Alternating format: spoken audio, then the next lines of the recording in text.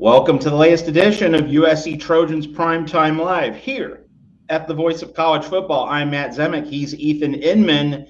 And, not an explosive week on the USC football front. And, of course, we're all kind of walking on eggshells here as we wait for, what's the playoff plan going to be and how does that affect the status of the Notre Dame series? And we're definitely going to get to that later in the show. But first, Ethan, obviously there are some notable recruiting stories. So that's a good late May post-Memorial Day storyline. And so RJ Sermon's reclassifying from 2026 to 2025. So, all right, it's an added piece to the puzzle for the 2025 roster. But, it's a freshman. And so people might be skeptical. Well, just how much can one freshman really add to a defense? Just how much of a difference can one person make? I think that's the question a lot of USC football fans would want answered. So, Ethan, what's your answer? What's your initial perspective on the real significance of RJ Sermon's reclassifying for 2025 at USC? Well, I wouldn't expect him to be the kind of difference maker that completely transforms the USC defense, but I do think that it's a positive move both for him and for the team. When I look at USC's roster at corner, I don't see a crazy amount of depth behind some of the older guys like DJ Harvey and Prophet Brown and DeCarlos Nicholson. So, he is a guy that I think could step in and make an impact, especially being a 4-star, 5-star on some outlets, ranked pretty high coming out of high school. And I think it's also good for him just because that 2026 recruiting class is really stacked. This allows him to come in a bit early. The 2025 class is nowhere near as strong. He gets to establish himself before he has his peers, competitors coming in and, trying to earn some of those spots. And he gets to get, a year's head start in the system, gets to a year's head start with these coaches, building that relationship and kind of separating himself in that way. So I think it could be a good move for both sides for sure. I think one notable follow-up is just that within the workings of Danton Lynn's scheme, and obviously with Doug Belk still aboard coaching the defensive backs and mindful of what we saw last season, how important is it that USC is getting reinforcements specifically in the secondary? Because with the scheme, there aren't as many linebackers as in other defensive schemes. So maybe having that reinforcement come in the secondary as opposed to, let's say, linebacker, defensive line kind of being a separate issue.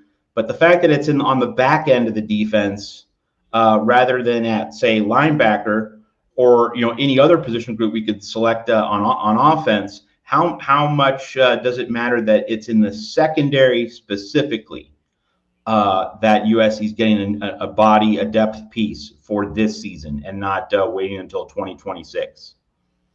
I think it's important. And I think that we talked a little bit about the linebacker position also being one that was kind of a little light coming into the spring transfer window. And obviously they added Kennedy Urlacher from Notre Dame. So they tried to shore that up a little bit. Again, Kennedy Urlacher is not a defense-changing move, but he is a guy that I think a lot of people expect to make somewhat of an impact and hopefully, see the field in 2025. So I think, he's a guy who has been pretty widely regarded as a true lockdown corner and has a lot of pretty natural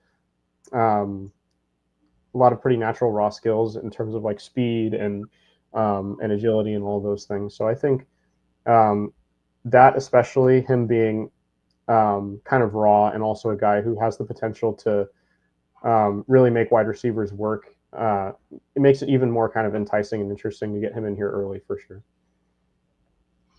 Yeah, in terms of my general take on this, I'm not going to claim to be an RJ Sermon's expert. I don't do deep dives into high school film. I have so many college sports writing jobs that, I just can't go down these recruiting evaluation rabbit holes. But I will say this, and you did allude to it briefly. We're all excited about the 2026 class, rightly so. Not saying or implying that we shouldn't be. But there is a kind of a sense of, wait, there is this 2025 season first. And just in terms of, it's just pure resource allocation. To have a little bit of resource allocation rerouted to 2025, that's important. Like that is needed. And we get another guy in the system so that when we get to 2026, RJ Sermons will already have a year in Danton Lynn's system. That's one guy you won't have to be coaching up from scratch next season. He's getting into the program. So like that really helps the project, because while we're all focused on 2026 for all the understandable, legitimate, valid reasons, 2025 needs to be good. I mean, and I know that Lincoln Riley's going to get a 2026 season, barring something really awful, barring something really bad. He now has a much longer leash, because they're not going to have this huge recruiting class and then not allow him to coach it. So barring something really improbable, Lincoln Riley's going to be coaching next year. Like that basically cooled down his hot seat. USC's administrative changes and subsequent recruiting success. But all that being said, even though Lincoln Riley doesn't have nearly as hot a seat this season, like in order for that 2026 class to A, be as good as we hope it will be, but B, to retain commitments. We're going to talk about a prominent decommitment in a little bit, but like this 2025 season needs to create at least some sense that this is going in the right direction. If 2025 falls flat, the feelings about 2026 might not remain intact. So I think just getting RJ Sermons doesn't have to be spectacular. If he's just a good, coachable young player who goes through, let's say, a normal progression, normal in the sense of, all right, might start slow in September, but mid-October, he really begins to pick things up. And by November, he is just crushing it. Like if he's that kind of freshman, that's a real plus. That's a significant plus for USC, because then that 2026 defensive roster will just feel so much more solidified. So I'm not saying anything revolutionary, but I do think that is kind of the essence of what RJ Sermons brings to USC. Ethan, I think the other follow-up question I would ask is just, you've had time to kind of digest the pickups, the additions in the portal, the recruiting class. I mean, RJ Sermons is basically a recruiting pickup for 2025. Just it's done in an unconventional way. But you had a chance to kind of toss these things around and get a sense of how the defensive roster is shaping up. Where do you assess kind of the weak points, the concerns, the kinds of things that fans need to be particularly concerned about is with summer camp now? We're almost in June. Like we are getting there. Summer camp not too far away. What's your overall assessment of where the defensive roster stands right now? Well, first, a brief note on RJ Sermons, just because what you were saying made me think of something, which is that the pure fact that he wants to be here this early is a pretty positive sign, because I think a way that you could look at it if you're RJ Sermons is, especially because, he was class of 2026. So, I can wait another year. I can come in with this 2026 recruiting class that's supposed to be so good and have another year kind of on the back end and on the momentum of eligibility to hopefully pursue a national championship. But he seems ready to come to USC now, and he seems confident enough in himself to come to USC now, which is kind of an encouraging sign. I mean, you want guys who want to get here as soon as possible, want to make an impact, and want to take on challenges even when the roster doesn't appear quite as constructed to compete for a national title like it will next year. So I think that that's a good sign, and I like that. I'm kind of glad that I thought of it as you were going through your progression of your thoughts on him. But anyways, in terms of the defense as a whole, I think that it should be improved on paper from 2024. I do think that a lot of the positives are in terms of the defensive line. I think it has a lot more size. That's a good thing. Obviously, because that was obviously an issue last year. It's not a lot of developed size. It's a lot of big guys that are young or haven't gotten a lot of playing time at their previous destinations, but it's more size nonetheless, and that's always helpful. I think that they managed to retain a couple of key veterans and leaders in terms of, Eric Gentry coming back and Kamari Ramsey coming back. Both of those guys could have, called it a career, and Trojan fans would have wished them off with the best of wishes and, sent them off into the NFL and cheered them on wherever they went, and nobody would have held it against them. But both of them decided to come back again in a year where it's not like USC has a clear path to a national title.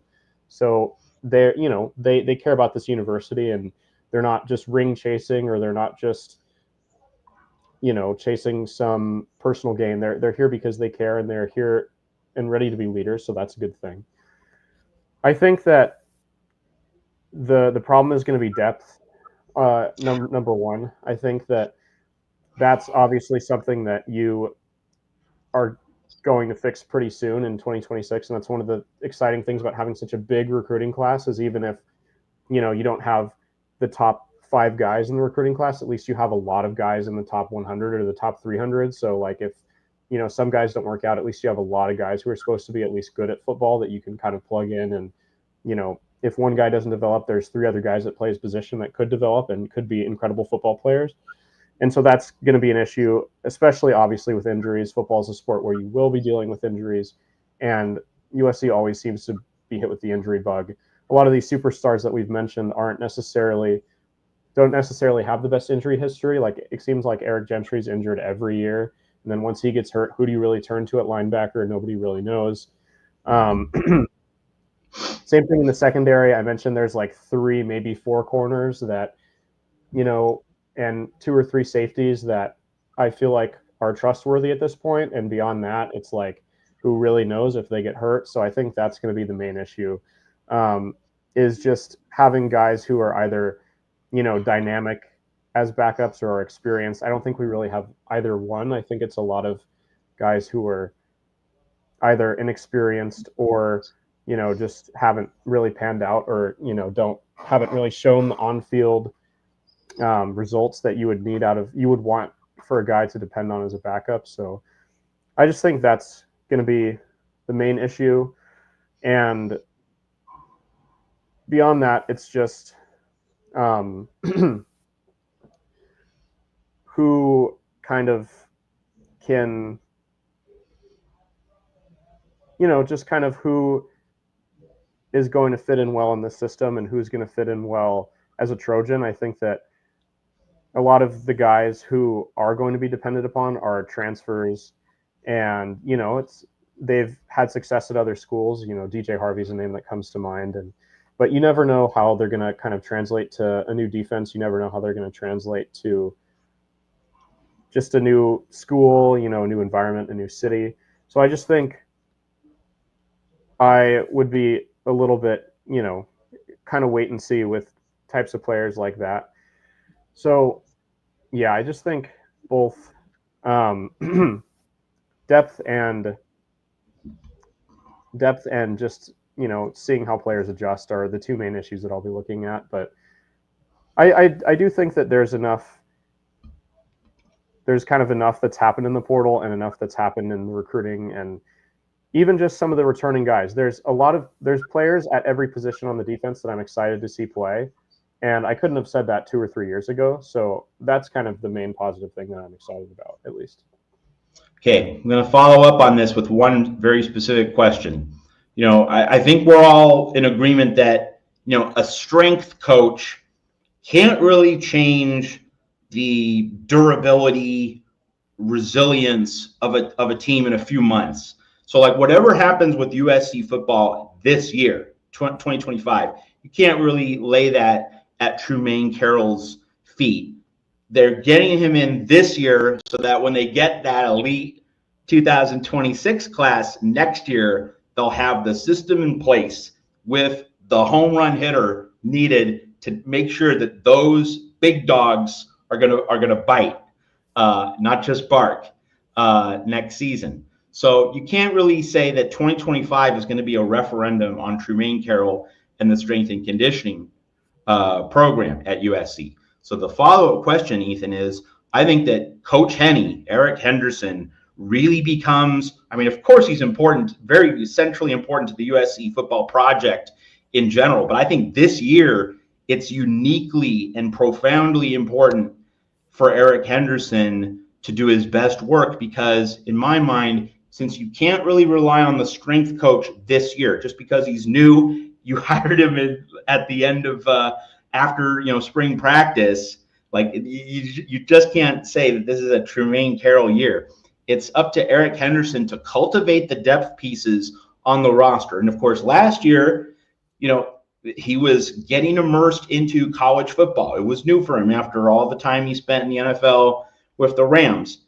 And we admired the work that Coach Henny did, but like he didn't have too much time in the system. Now he's having a full off-season cycle to kind of go through. Like he was able to observe for a year, see what works, see what doesn't, and now he gets to kind of more deeply ingrain his system. And I would certainly think, Ethan, the hope is that a second year of Coach Henny, woof woof, dog work, is really going to cultivate those depth pieces and kind of maybe unearth a hidden gem or two. And that's kind of the plan. And that's the hope for this defense to kind of address the depth problem, just with some guys kind of off the radar screen being coached to play better than what perhaps the raw ratings and numbers say they are. To me, Ethan, that seems to be a really central key for USC this year. Not talking about next year, this year, to really hit the mark as a team. Your thoughts?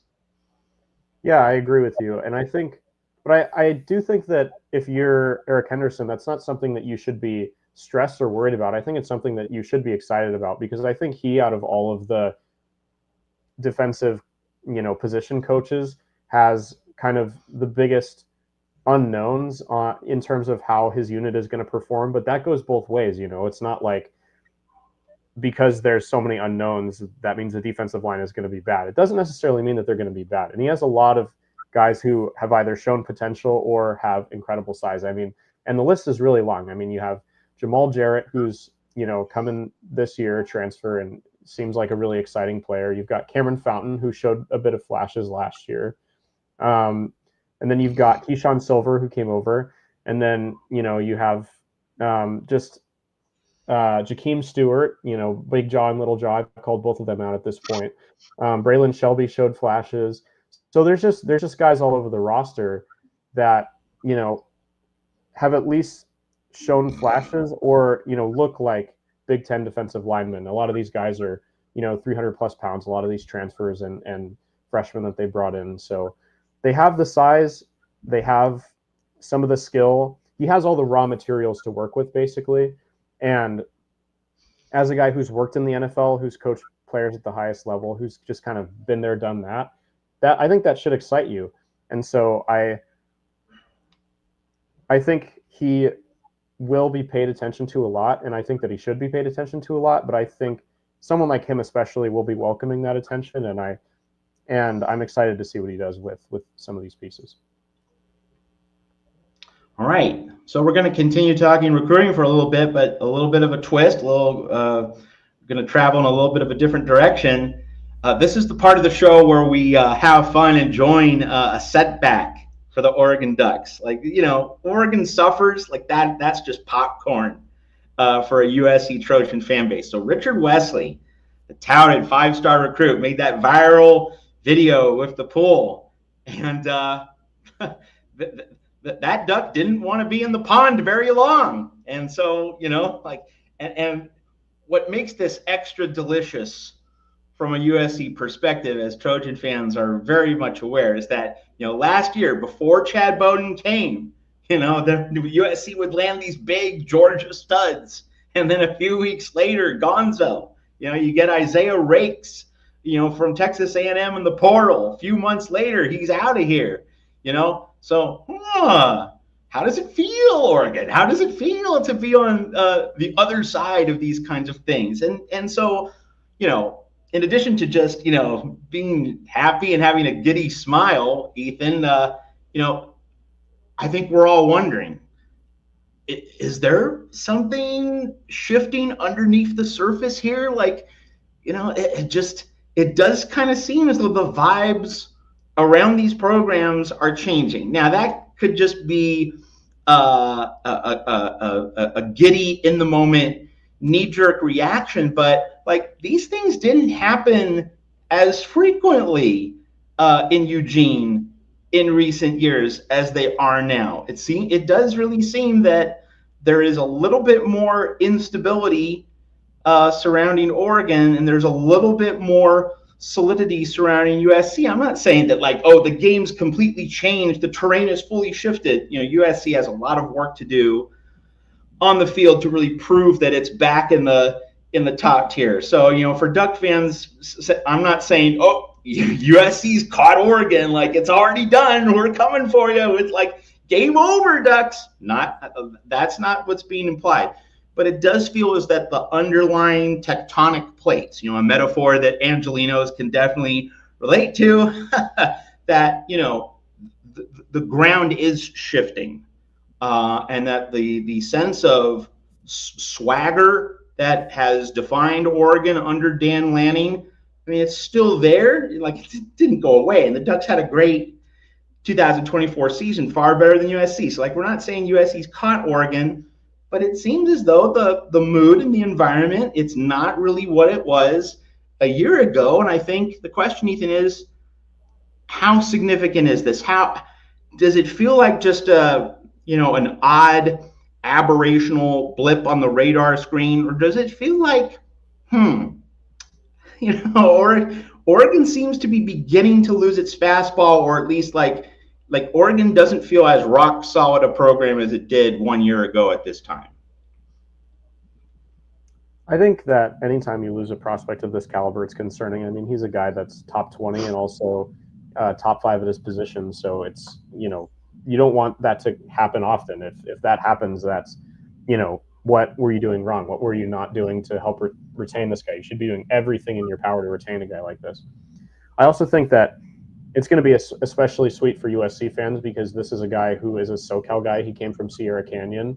So, that just, especially because of all of the kind of punishment that USC fans have had to endure at the hands of Oregon fans who have just kind of rubbed it in our faces every time that they somehow managed to get a Southern California prospect, and with how bad USC's been at, recruiting Southern California prospects. So, I'm not necessarily saying that, I'm not drawing a direct line between the two and saying that, by this time next week, he's going to be a USC player, but I am just saying, like, Oregon can't rub this in our faces anymore.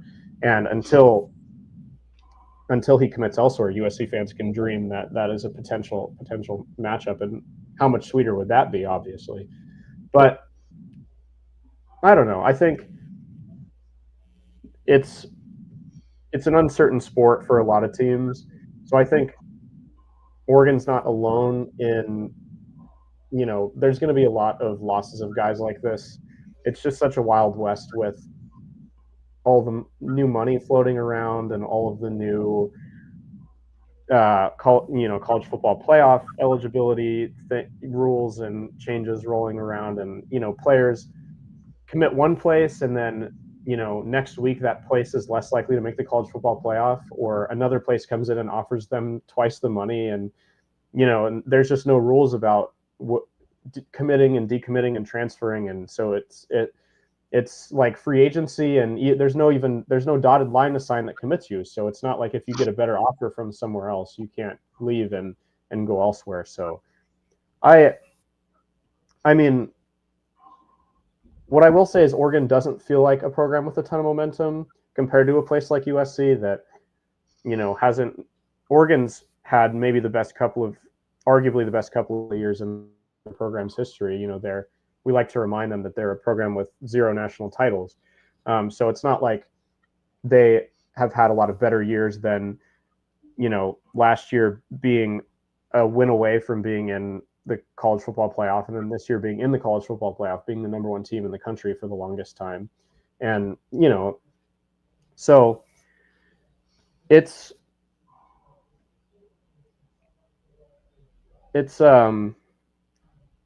And then USC, conversely, has not been doing a lot on the field to earn their recruiting, but they obviously have been shoring things up off the field, which has earned such a great 2026 class. So they look like a program with momentum compared to Oregon, despite the kind of differences in play on the field. So I think that if I was an Oregon fan, I'd be a little bit worried, but I also wouldn't have like a sky is falling kind of mentality. I think that Dan Lanning's a smart guy. I think that he's a good PR guy. I think he's a good recruiter, and I think he'll pivot and he'll figure it out. It may take, some of the same stuff that happened at USC. Like it may take a down year of, play for the Ducks, and it may take that Dan Lanning hiring a couple of other smart people to help him figure out how to navigate this new college football landscape. But I don't think that, I think that when you have Phil Knight money and when you have Dan Lanning, who has had some success, he's not like a multinational championship winning coach, but he has helped bring the Oregon program to new heights relative to where they've ever been. So I think that you can kind of trust them to ease the waters and kind of, stop the boat from rocking a little bit. So I think it would take some bad results on the football field for Oregon fans to need to start freaking out. Again, obviously it's a bummer. You never want to lose a guy like this, but it's not a sky is falling moment in my mind. All right. So in recent shows here at the Voice of College Football, I've asked you, Ethan, does Oregon have to pounce on this window now before USC, gets rolling with, the big 2026 recruiting class coming in?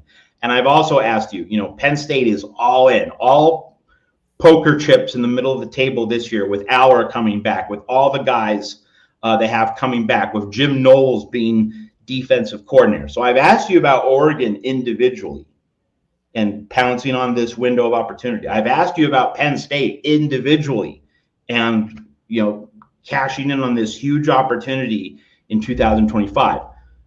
I've asked you about them individually. Now I'm going to ask a combo question. Should it matter? Does it matter for a USC fan base? And from the perspective of the USC football program, is there significant value, or is there any kind of significant difference between Oregon or Penn State winning the Big Ten this season? Now, obviously we're trying to win championships here at USC. The goal is to win the Big Ten, but I would say that, even the most rose-colored glasses ideal scenario does not have USC winning the Big Ten. It's likely going to be Penn State, Oregon, Ohio State in some order as the top three. And Ohio State's kind of over here as the established juggernaut. Like Ohio State's just going to win 10, 11 games every season, make the playoff like that. Ohio State is in its own universe. And if you've ever watched Mark Rogers, and most of the people here have at the Voice of College Football, how historically great and consistent Ohio State has been. So the Buckeyes belong in their own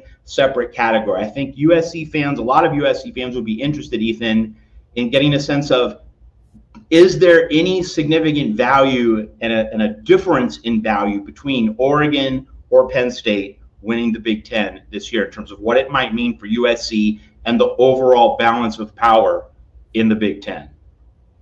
I think Oregon winning the Big Ten is a lot more concerning, just because when we talked about this question in the past, I brought up, it was kind of a more who's on the hot seat question. And I talked about Dan Lanning, and I talked about James Franklin and kind of, their need to win this next year and what it kind of looks like if they don't. And I think it's a lot more important for Penn State, just because, like you mentioned, with Aller coming back and also with James Franklin's kind of history of not being able to win the big one. And to me, it just feels a lot more like a one-off if Penn State wins this year. It's like, they finally capitalized on having a couple of good pieces. They put all their chips in the center. The good coach finally got one. They finally got one, basically. After years of falling just short, they finally got one. But now, they have a big hole at quarterback. They have all these NFL prospects leaving. It becomes a lot harder to rebuild, and it's going to take at least a couple of years. Whereas Oregon, with their recent momentum and, them seeming to be a program that's trending like this, and obviously, they've also been one that's not been able to win the big one in recent years. And historically as well, because again, they have 0 national championships, but with Dan Lanning especially, they've gotten into some bigger games, and those being the Pac-12 championship in 2023, and then last year, the game against Ohio State in the playoff in the Rose Bowl. But I just think, it's only Dan Lanning's third or fourth year at the helm, and so you can give him a little bit more grace, and you can view it as more of he's trending in the right direction. Because, if you look at the last two seasons, they are trending in the right direction. They didn't win the conference championship, and then they did. And then they, made the playoff as the number one seed. And then, they, fell short. But that is, even though they didn't win any playoff games, that is still a better result than the year before. And it's a result that a lot of Oregon fans are proud of, I think. So I feel like with him, he's just getting started. He has a lot more, as a head coach, he has a lot more kind of room to work and grow and learn.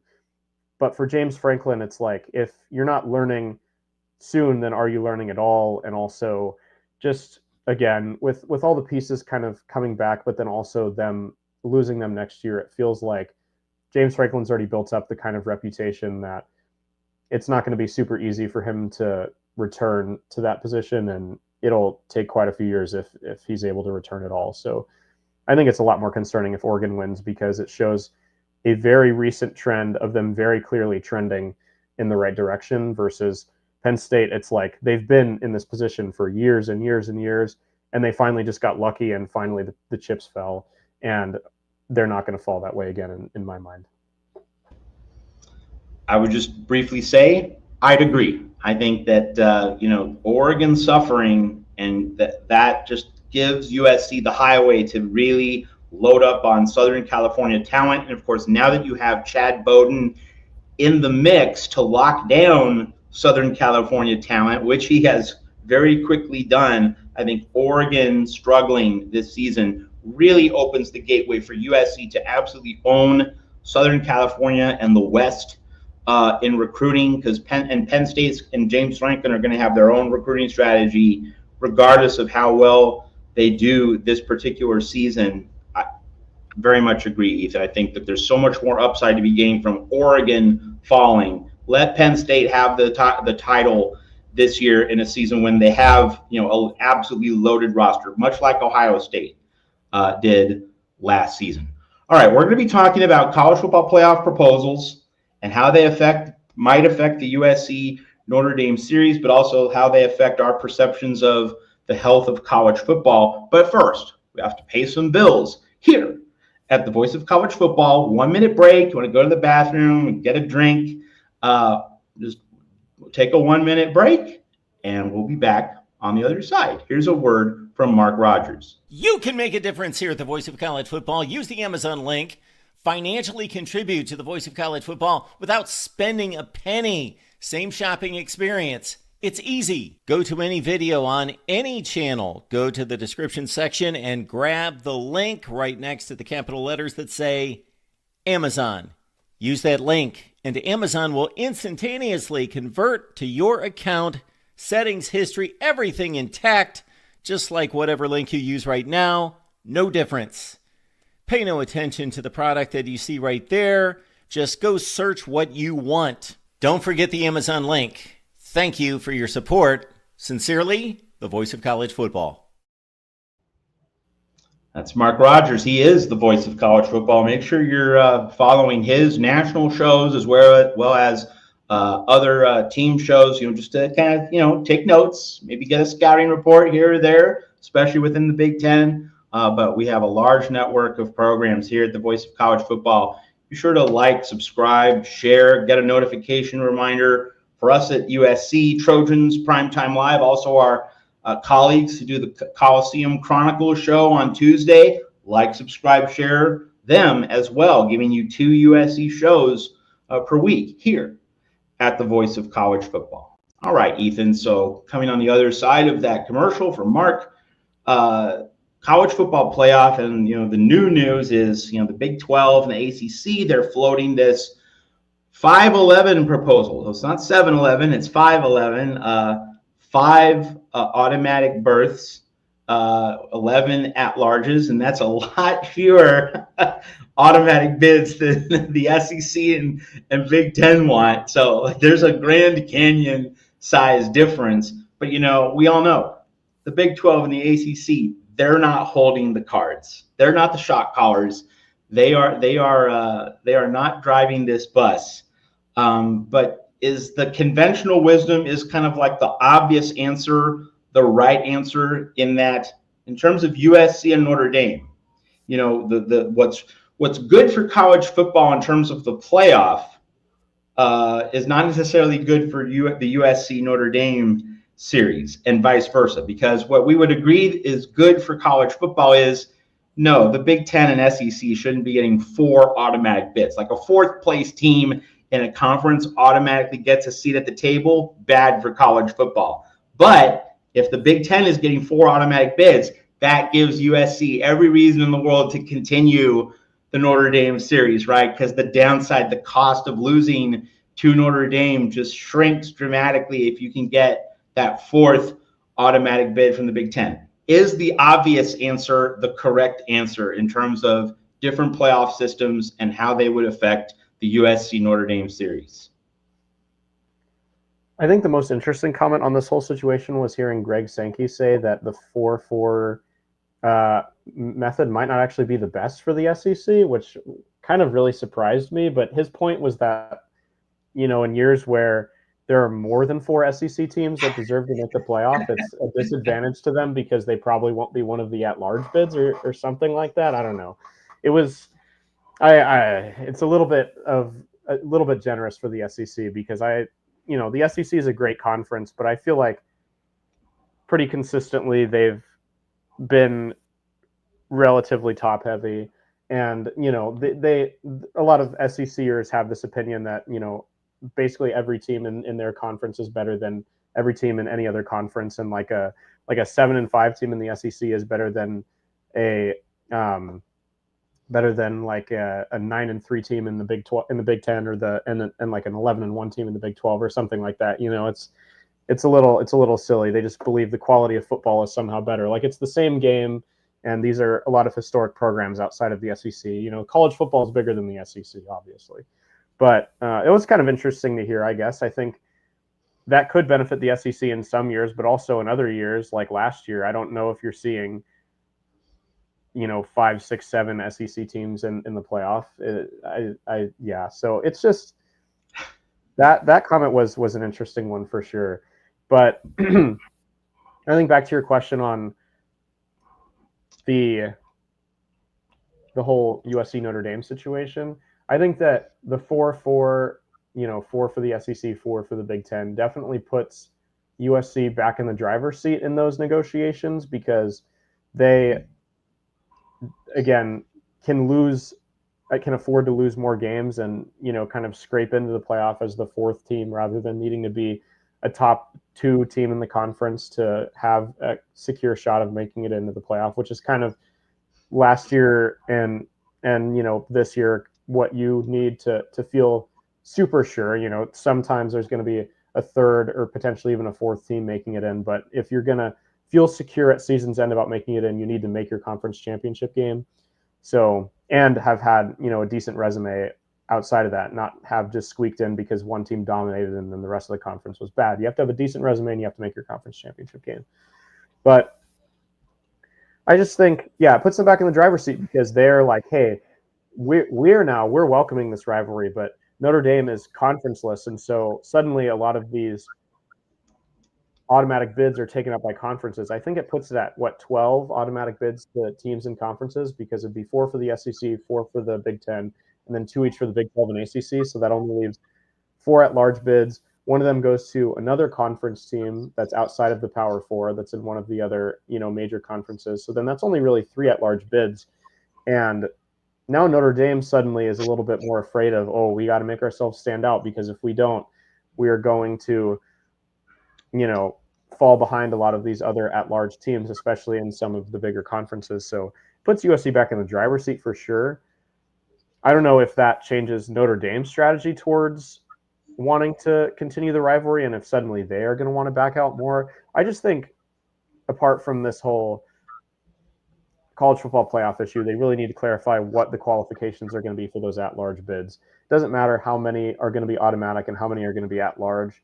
The committee just needs to be a bit more transparent about, is it going to be strength of schedule, or is it going to be record and or some other qualifier, like if you make certain games, or if you make the conference championship game or whatever. So I think it will be affected. I think the 4 Big Ten bids puts USC back in the driver's seat, but I also think that there needs to be clarification on the whole, what makes an at-large bid? Like, what do programs want to pursue to get those bids? And that's going to be the more important issue going forward for this rivalry. And I think that that's what it's been the whole time. That's USC's main question. That's Notre Dame's main question. And once that's clarified, and if especially it is strength of schedule matters, then this rivalry is a lot more likely to continue, in my opinion. All right, so another variable, at least something that's been mentioned, it's been floated, like we're not saying like this is going to happen or even that it's likely to happen, but just one concept that has been floated.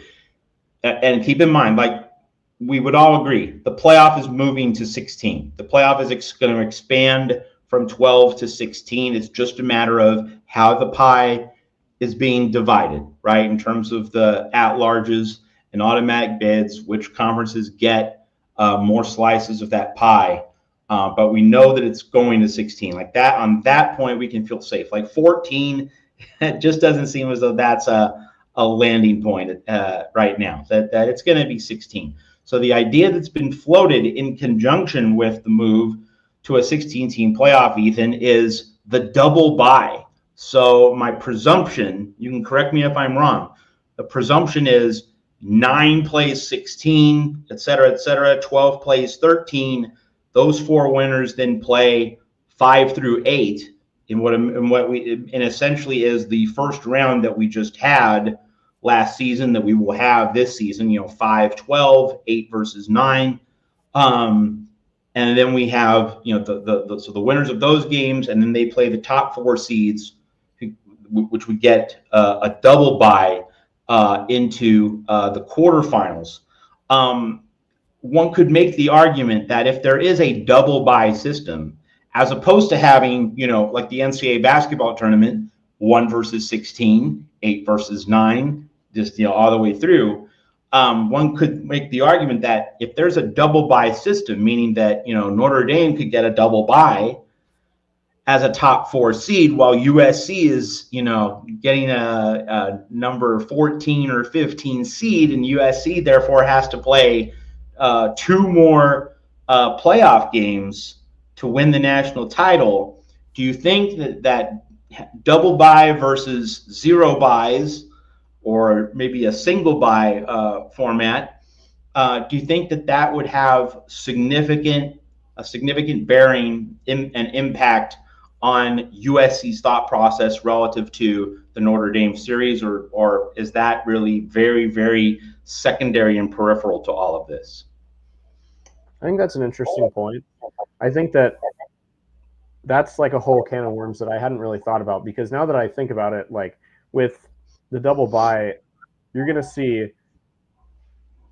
a lot of complaining either way. I think if you're like a 1 seed and you happen to lose in that first quarterfinal game after having 2 weeks off, it's going to be, oh, we were rusty, they gave us too much time off, and now and the system is bad, and the other team had momentum because they won 2 games. And then vice versa, if you're the losing team and you're the lower seed and you were playing well, but you had a couple of injuries here and there, it's like, oh, like this system is bad, we had to play 2 games, they've been resting all of their players for 2 weeks, and we have injured players, and it's not fair, and blah blah blah. I think that in that sense, if you don't want people to complain about the rest factor, then doing a straight up 1 versus 16 makes more sense. But obviously that completely discounts a lot of the issues of the regular season mattering, and that also, if the 16 seed in a potential college football playoff is a lot closer in skill to the 1 seed in the college football playoff compared to the 16 seed in a college basketball tournament in a field of 64 compared to the 1 seed, where you can pretty much almost always guarantee that it's going to be a win, and not a small one at that. So, you can't be like the 1 seed and be like, oh yeah, like we'll play the 16 seed just to stay fresh because we know we're going to beat them. Like, it's a lot different of an issue. The 16 seed team could very well beat you there. But yeah, in terms of whether the rivalry continues or not, the seeding being an issue, absolutely. I think that's something that both teams will have to take into consideration. Notre Dame's in kind of a unique spot because with the current system, they can't be a top 5 team because they're not in a conference, and so that's always an interesting thing for them because of, it's like what the top 5 conference champions or top 4 conference champions get, the double bye, and then the 5th conference champion automatically makes it in, and then beyond that it's just kind of whatever. So it's just like kind of, they were annoyed with that last year. At least I remember seeing a lot of Notre Dame fans who were like, oh, like this current system is unfair because Notre Dame could be the number 1 team in the country, but because they don't play a conference championship, they can't be a top 4 seed.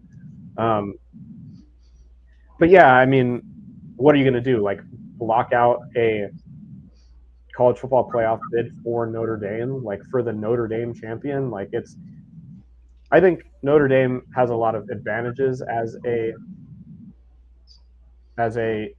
independent team. Obviously, everybody knows that, and so them having this one disadvantage shouldn't, be the biggest deal in the world. But anyways, yeah, it's definitely a factor for USC.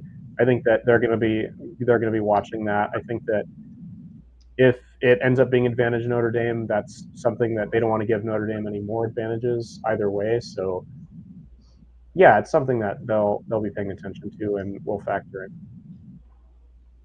All right, follow-up question on the concept of double byes. All right, if you have a double bye, and of course last year and this year we have the 12-team system in which there are just 4 teams with 1 bye, but a double bye means that there really are 2 layers of games, as I just outlined. You have 9 through 16 playing each other in 4 games. That would be the new first round. The current first round is 5 through 12 play, but under a 16-team double bye format, 9 through 16 is the first round, and then those winners versus 5 through 8 is the second round, and then you get to the quarterfinals. So for those lower seeded teams, they'd have to win 5 games, not 4. This year, a lower seed has to win 4 games to win the national championship. But if there is a double bye system, Ethan, that's 5 games. This brings up a really interesting question. And I did mention on a recent show here at the Voice of College Football, the idea that, college football should be starting its season in early August to have more breaks through the regular season. Because if you're asking these teams to load up and play all these games at the end of the season to win the national title, and of course the conference championship game is part of this mix, and the SEC is thinking about these bubble play-in games, 3 versus 6, 4 versus 5, that would especially fit into a 4 automatic berth structure. If you're asking teams to play all these big games in December, you need to give them some rest. You just can't death march them through just a nonstop series of games. Like giving them 1 off week in October, that's not enough. You're going to actually need to give teams more weeks off when they play all that championship football, playoff football late in the year. So, Ethan, if you have a double bye, that's adding another weekend to the playoff. That's adding another ribbon of games to the playoff. My question for you is, does the idea of starting a season in early August still make sense in light of that? Or as the alternative, maybe college football should start its season in October. And because that way you can basically play through the month of February. Like you can basically come right up to the doorstep of the NCAA tournament. February is a dead sports month. Not a whole lot going on. I mean, Olympic years are kind of their own, Winter Olympics once every 4 years. But most of the time, February is a dead year.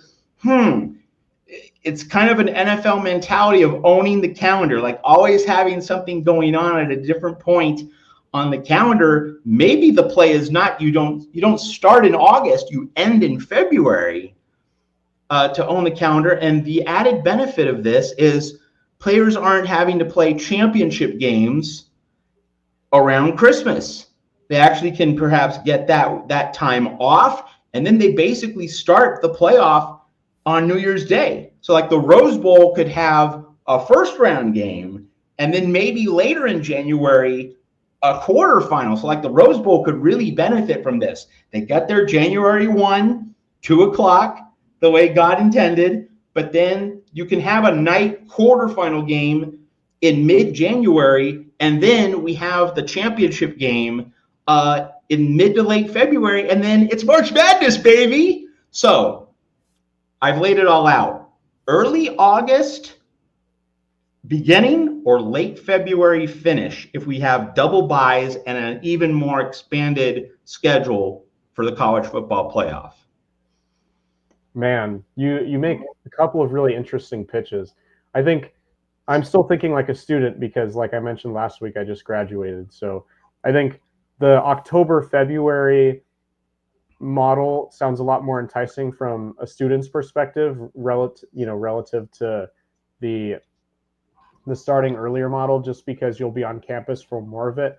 I also just like thinking about being at home for Christmas break and having more college football to look forward to in the spring when I come back to campus. I mean, that's a pretty exciting idea to me. I think that's kind of always the big difference in college experience for me, or was the big difference in college experience for me, was going to, fall has football and spring doesn't. And football is just such a big part of the culture in fall. And then in spring, it just kind of disappears. So having football in both fall and spring, that's an exciting idea.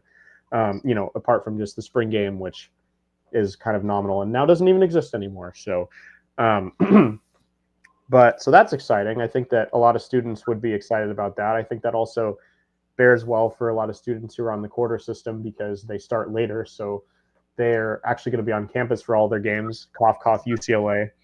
But so that'd be fun. I think the obvious downside is you think about competing with the NFL. I think, the August idea is probably enticing for a lot of TV people because you get a whole month and plus a couple of weeks of football that's not competing with the NFL whatsoever. Like, it's just people being purely excited about college football from a TV perspective. And since a lot of these students aren't on campus yet, if you're a student and you attend USC, but you live in the East Coast and you're a big college football fan, you're not going to come out early for it. So you're going to be watching it on TV. So even more TV. So if you're a guy at Fox or a guy at CBS, you should be pushing for the August model. Honestly, I think those people would probably think that your idea was a brilliant one.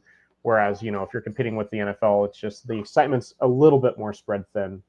But we've also talked a lot about whether or not, certain rivals should be afraid of one another in terms of talking about the USC Notre Dame rivalry. So maybe college football shouldn't be afraid to compete with the NFL. Maybe they should be confident enough in their product that they're willing to go up against them. But I don't know. It's an interesting idea.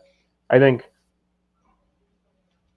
there's a lot of kind of rethinking and reorienting being done about how spring is going to look and how, a lot of it's up in the air anyway. Spring games are being canceled. People think that the offseason should look more like OTAs. Well, if it looks more like OTAs, maybe, and you want to make it more like the NFL, maybe put it on the NFL schedule, like you mentioned, and just end in February and then literally carbon copy what the NFL does with OTAs, which, OTAs are starting this week. Quick shout out to the NFL, but start with, OTAs, and then you do some more like organized mini camps, and then, you go into whatever, the whole NFL progression.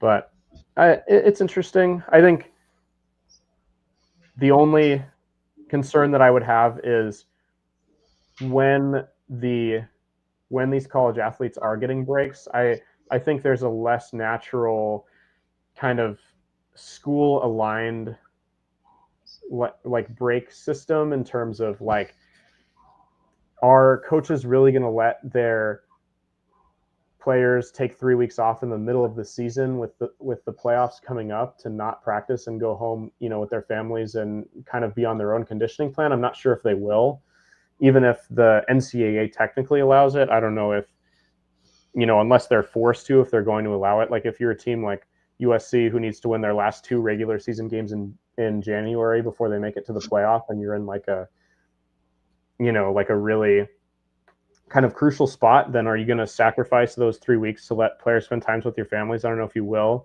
And then, I guess you probably take a lot of the early spring off, but maybe you come back in the summer for what used to be spring ball, and then you're on campus again already. So just kind of where it seems like it would become more of a year-round thing, which maybe isn't a problem. I mean, they're getting paid to play now at this point, and we're already moving in that direction, really. Right. So maybe, maybe it's not the end of the world, but that'd be my main concern, is just still, letting these student athletes have some kind of reprieve and some mental reset. And where that would fall, I think, is a little bit less obvious in the February-October model. But it is exciting from like a student's perspective and being on campus, and I think it could work for college football if they're not afraid of competing with the NFL, and that, and I think that the NFL and college football shouldn't really be afraid of that, and they kind of actually would benefit from just having more people excited about football in general. So I don't think that it's a bad thing. I don't think there's too many people who are opposed to spending their whole weekend watching football in January and February, especially when it's so cold outside in most of the U.S. So, all right, Ethan. I know this is the voice of college football, but we want to shout out USC baseball. And hey, like, you always have some nice-looking piece of sports gear. It's usually USC, and you have your USC baseball cap on. So shout out to the USC baseball team. They get to the NCAA tournament for the first time since 2015. That's a very big deal. Old timers know this. Younger fans might not, but USC is the all-time leader in NCAA baseball national championships with 12. That's 5 more than second place LSU, which has 7. I mean, USC was the dynasty back in the day. You had John Wooden's UCLA men's basketball team winning 7 straight from 1967 through 1973.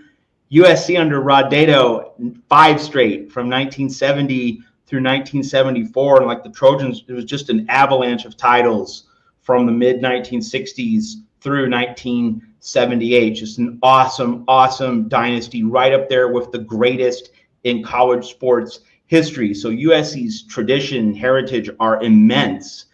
Ethan Inman, how big a deal really is this to just get back to the NCAA tournament, to establish something new under Andy Stankiewicz? Just speak to what you think this achievement means for USC baseball. I think it's a huge deal. Absolutely. I think that it's been a really tough decade, and I think that there's some people who feel like this is a long time coming and so aren't giving it the weight that it deserves. But I think that it's very weighty. I think that college baseball is such a crowded landscape, and it's one of the few sports too where some of these seemingly less than powerhouse programs can really make massive waves, and it feels like the playing field is a lot more level than something like a college football or even a college basketball. So there's a lot of teams that are really competitive, and especially with the direction that NIL is moving with college basketball, I think you're not going to see a lot of the mid-major Cinderella teams anymore. But with baseball, like, it's really a wide open field, and so getting back to becoming a national power is really difficult. And it's not like USC is doing this with no resistance, sort of. It's been a couple of years with a lot of change, new coach. They haven't had their stadium for 2 years now. They're rebuilding Dato Field and kind of redoing that entire side of campus. So, which has been a bummer for USC students, I might add, because it's been a lot harder to see USC baseball games because they haven't ever even been on campus and are very rarely in LA except for when they play at LMU. But it's it's a massive deal. I think college baseball is just has really such a fun and underrated NCAA tournament. I think going to Omaha is definitely on my bucket list. I would love to go to the College Baseball World Series. It's a real destination tournament, and just the idea of, going there in the beginning of summer and just watching like several games in the same day and just being with people who love baseball, such an exciting idea. And I think the other thing that's been a real positive development for USC this year is they're at least a little bit box office. And a lot of that has to do with Ethan Hedges, who I just want to give a quick shout out to, because he's been doing basically, the equivalent of Shohei Ohtani things at the collegiate level. I was looking at his stats today, and they were even better than I thought that they were. I think he has basically been the best hitter and the best relief pitcher on the team. He had 343 with the team high 74 hits, 12 homers, 55 RBI. And then also was 2-1 with 9 saves and a 2.40 ERA as a relief pitcher. And then also on top of that, with all defensive Big Ten team as a third baseman. So he can hit, he can play defensive third base, and he can pitch. So that's been really exciting to watch. A guy who's somehow the best defender and the best pitcher and the best hitter on the team. And we live in a baseball world now where he can continue to pursue that path at the professional level. It's not like, because this is something that's happened in the college game for a decent while. Players they're a little bit more, relaxed in college about letting a player pitch and hit. And then it's like, all right, you get to the big leagues, your dream's kind of over. But now in a post-Shohei world, they're kind of letting players at least explore that path a little bit. So it's something that he could continue to pursue. And I think that makes the games really exciting. You kind of want a box office guy being in LA. So that's been great. And I hope that, I don't know how many more years he has in a Trojan uniform, but I hope that they can at least use him to kind of spread some awareness about the program and bring in more guys like him who will kind of make it not only a successful program again, but one that people really are kind of clamoring to come to games at the new Dato Field. So yeah, all good things there. If Ethan Hedges was pitching for the Dodgers in the 8th or 9th innings instead of Tanner Scott, the Dodgers would have a much bigger lead in the NL West. Ethan Hedges is doing his job, unlike you, Tanner Scott. You go to the doghouse. You need to go. You need to clean your act up. Anyway, USC versus TCU. USC, the number 3 seed in the Corvallis NCAA Regional. TCU, the 2 seed. That game comes your way Friday. It's at noon Pacific time, 3 in the East. It's on ESPNU, so you can watch your Trojans in the NCAA tournament. First time in 10 years on ESPNU on your lunch break, if you have one, on Friday. And then the regionals continue Saturday, Sunday, and maybe even Monday.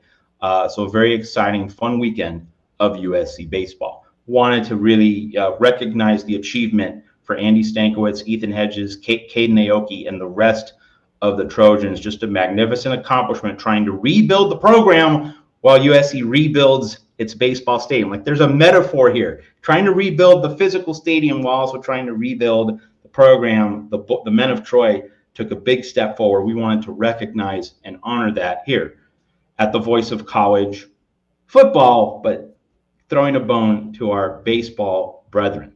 All right, so Ethan and I are going to be back at you next week, and it'll be the month of June, so part of the summer. We will see what news hits the wires, but we're going to be here to talk about it here on the USC channel at the Voice of College Football. We'll see you next week.